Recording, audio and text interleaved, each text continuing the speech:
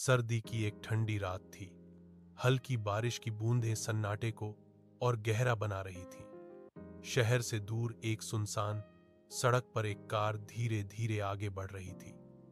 Car में आरव और निहारिका नाम का एक युवा दंपति था। दोनों की शादी को बस 6 महीने हुए थे। आरव एक सॉफ्टवेयर इंजीनियर था, जबकि निहारिका एक टीचर। शादी के बाद दोनों पहली बार किसी हिल स्टेशन जा रहे थे, अपने नए जीवन के कुछ पल सुकून से बिताने के लिए। रास्ता लंबा था और चारों तरफ अंधेरा पसरा हुआ था। अचानक गाड़ी के आगे कुछ चमकता दिखा। एक आदमी सड़क के बीचों बीच खड़ा था। उसने फटे कपड़े पहन रखे थे, बाल बिखरे हुए और चेहरा ऐसा जैसे महीनों से किसी ने देखा ही ना हो। आरव ने तुरंत ब्रेक लगाया। आरव, उसे चोट तो नहीं लगी? निहारिका ने चिंतित होकर पूछा। पता नहीं, लगता है किसी को मदद चाहिए, आरव ने कहा और कार से उतर गया। वह आदमी धीरे धीरे आरव की ओर बढ़ा। उसकी आंखों में एक अजीब सी चमक थी, डर और गुस्से का मिला जुला मिश्रण। भाई साहब, आप ठीक हैं? आरव ने पूछा।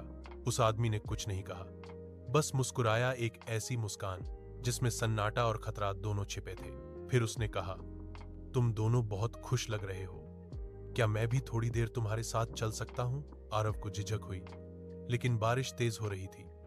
निहारिका ने धीरे से कहा, आरव छोड़ दो, कुछ ठीक नहीं लग रहा। पर आरव का दिल नहीं माना। उसने कहा, बारिश में बाहर छोड़ना ठीक नहीं होगा, चलिए बैठ जाइए पीछे। वो आदमी कार में बैठ गया।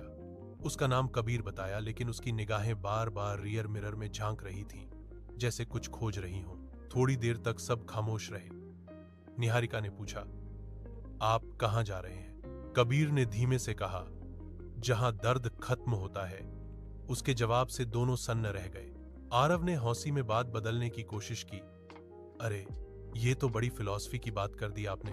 कबीर ने धीरे से हंसते हुए कहा, तुम दोनों को देखकर मेरी पत्नी और बच्चा याद आ गए। वो भी बहुत खुश थे, पर दुनिया ने उनकी खुशियां छीन ली। अब निहारिका के चेहरे का रंग उड़ गया। आरव ने पूछा, क्या हुआ उन्हें? कबीर की आंखों में आंसू भर आए। एक रात कुछ लोग मेरे घर में घुसे, मेरी पत्नी को मार डाला, बच्चे को जला दिया और मुझे पागल करार दे दिया। तब से मैं उन जैसे लोगों को ढूंढ रहा हूं जो बहुत खुश दिखते हैं। आरव का दिल तेजी से धड़कने लगा। उसने कार रोकी और कहा, कबीर, अगर आप चाहें तो हम आपको किसी अस्पताल या पुलिस तक छोड़ सकते हैं। कबीर ने मुस्कुराते हुए कहा, अब देर हो चुकी है। अचानक उसने अपनी जेब से एक चाकू निकाला। निहारिका चीख पड़ी। आरव ने झटके में गाड़ी का दरवाजा खोला और कबीर से चाकू छीनने की कोशिश की। दोनों में झड़प शुरू हो गई। बारिश की धार और गाड़ी की हेडलाइट्स के बीच एक खौफनाक मंजर था। आरव ने अपनी पूरी ताकत लगाकर कबीर को बाहर धक्का दिया, लेकिन उसी पल कार सड़क से फिसलकर खाई की ओर लुढ़क गई। तेज धमाका हुआ, गाड़ी नीचे गिर गई। कुछ देर बाद सिर्फ सन्नाटा था, बस बारिश की बूंदें टप टप गिर रही थीं। सुबह जब पुलिस पहुंची, उन्हें कार बुरी तरह टूटी मिली। अंदर निहारिका जख्मी हालत में बेहोश थी, पर जिंदा थी। आरव नहीं था और पास की झाड़ियों में कबीर मृत पड़ा था। उसके हाथ में वही खून से सना चाकू था। निहारिका को अस्पताल ले जाया गया। जब उसे होश आया, उसने सबसे पहला सवाल यही पूछा, आरव कहां है?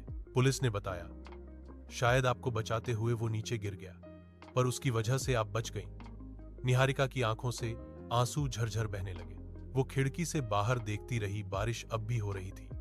उसने आसमान की ओर देखा और धीरे से कहा, तुमने कहा था ना आरव, हमेशा साथ रहोगे। आज भी मैं तुम्हारी सांसें महसूस कर सकती हूं। उसकी हथेली में अब भी आरव का टूटा हुआ ब्रेसलेट था, जो उसने लड़ते वक्त पकड़ लिया था। वो मुस्कुराई, दर्द के बीच भी प्यार की एक आखिरी मुस्कान लेकर।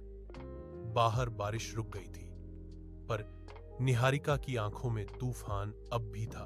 कभी कभी प्यार की कहानी वहीं खत्म होती है जहां किसी और की पागलपन भरी नफरत शुरू होती है, पर प्यार वो कभी मरता नहीं।